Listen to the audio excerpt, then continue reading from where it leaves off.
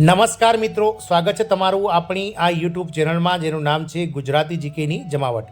આજના વિડીયોમાં વાત કરીશું મિત્રો ગત બજેટ 23 જુલાઈ જે જાહેર થયું તે પહેલાં 24 જૂનના રોજ જે સરકાર છે તેના નાણામંત્રી નિર્મલા સીતારામન દ્વારા વિવિધ ટ્રેડ યુનિયનો સાથે બેઠક કરવામાં આવી હતી અને પ્રી બજેટ મિટિંગ્સમાં મિત્રો જે અલગ અલગ જે યુનિયનો છે, સરકારી કર્મચારીઓ, માનદ વેતન મેળવતા કર્મચારીઓ, કોન્ટ્રાક્ટ આધારિત હંગામી આધારિત કર્મચારીઓના જે યુનિયનના હોદ્દેદારો છે તેમની સાથે મિટિંગ કરવામાં આવી હતી અને સરકારે ક્યાંક ને ક્યાંક આવા જે યુનિયનોના હોદ્દેદારો છે તેમને હૈયાધારણા આપી હતી કે બજેટ બાદ સરકાર ચોક્કસથી આજે માનદ વેતન તેમજ હંગામી અને કોન્ટ્રાક્ટ કર્મચારીઓ છે તેમના જે પ્રશ્નો છે તેને લઈને સરકાર ચિંતિત છે અને હાલમાં નાણાં વિભાગ તેના વિશે પરામર્શ કરી અને ચોક્કસથી મિત્રો તેનો સચોટ જે છે તે મિત્રો રસ્તો કાઢવામાં આવશે તેવી હૈયાધારણા મળી હતી, પરંતુ બજેટમાં કોઈ પણ જાતની જાહેરાત થઈ નથી અને હવે સરકાર દ્વારા જે છે તે મિત્રો કર્મચારીઓ માટે રાહતના સમાચાર જાહેર પ્રાપ્ત થયા છે અને નાણાં વિભાગ દ્વારા માનદ વેતનમાં વધારો કરવાને લઈ અને તૈયારીઓ જે છે તે મિત્રો આદરવામાં આવી છે। આના લીધે મિત્રો આ રાજ્ય સરકારના કર્મચારીઓને ખુશીનો માહોલ જોવા મળે છે, કારણ કે બજેટમાં કોઈપણ જાતનો જે છે ફાયદો ન મળતા હવે રાજ્ય સરકાર સફાળી જાગી છે અને ભારતની આ રાજ્ય સરકાર દ્વારા જે કોન્ટ્રાક્ટ આધારિત કર્મચારીઓ છે, શિક્ષકો અને કર્મચારીઓ માટે રાહતના સમાચાર આપવામાં આવે છે, કારણ કે આવા કર્મચારીઓ અને શિક્ષકોના માનદ વેતનમાં વધારો કરવામાં આવે છે। સાથે જ મિત્રો ઈપીએફનો પણ લાભ આવા કર્મચારીઓને આપવામાં આવશે અને કરુણાપૂર્ણ નિમણૂક અંગે પણ મિત્રો મહત્વના અપડેટ્સ આ રાજ્ય સરકાર દ્વારા બહાર પાડવામાં આવે છે।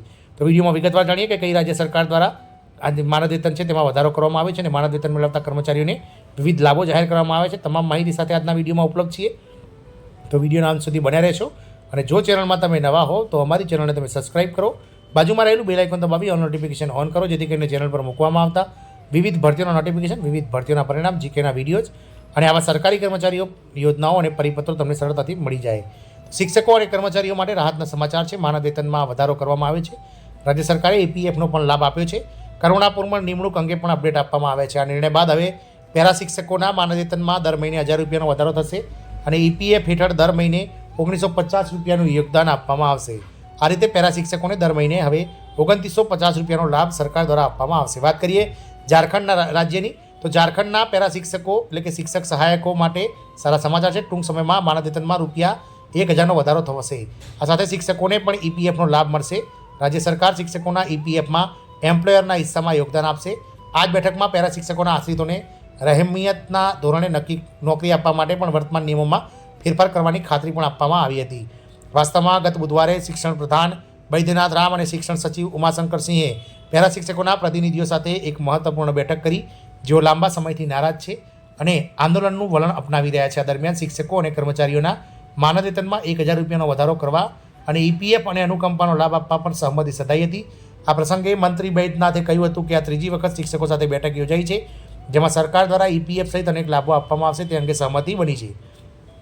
અગાઉ રાજ્ય સરકાર અગાઉની સરકાર હેઠળ શિક્ષકો સામે નોંધાયેલા કેસો પણ પરત ખેંચશે। ઈપીએફનું માનદ વેતનમાં લાભ બેઠક બાદ સંયુક્ત મોરચાના સહાયક શિક્ષક ઋષિકેશ પાઠકે જણાવ્યું હતું કે પેરા શિક્ષકોના માનદ વેતનમાં દર મહિને 1000 રૂપિયાનો વધારો કરવામાં આવશે અને ઈપીએફ હેઠળ દર મહિને 1950 રૂપિયાનું યોગદાન આપવામાં આવશે। 1950 ઝારખંડ સરકાર, 1950 રૂપિયા શિક્ષક તરીકે, એમ કુલ દર મહિને મિત્રો 3900 રૂપિયા ઈપીએફ ખાતામાં જમા થશે। આ રીતે પેરા શિક્ષકોને દર મહિને હવે 2950 રૂપિયાનો લાભ થશે। તમને જણાવી દઈએ કે હાલમાં ધોરણ 6 થી 8માં શિક્ષક પાત્રતા પરીક્ષા સફળતાપૂર્વક પાસ કરનાર શિક્ષકને મહત્તમ 23400 રૂપિયાનું માનદ વેતન આપવામાં આવે છે।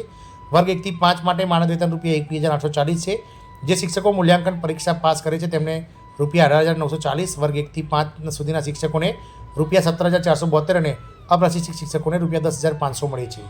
અનુકંપાના ધોરણે નોકરી આપવાના નિયમોમાં ફેરફાર, પેરા શિક્ષકોના આશ્રિતોને અનુકંપાના ધોરણે નોકરી આપવાના માટેના વર્તમાન નિયમોમાં ફેરફાર કરવામાં આવશે, જેથી તેઓને નોકરી મળે તેમાંથી 30% બેઠકો પેરા શિક્ષકોના આશ્રિતો માટે અનામત રાખવામાં આવે।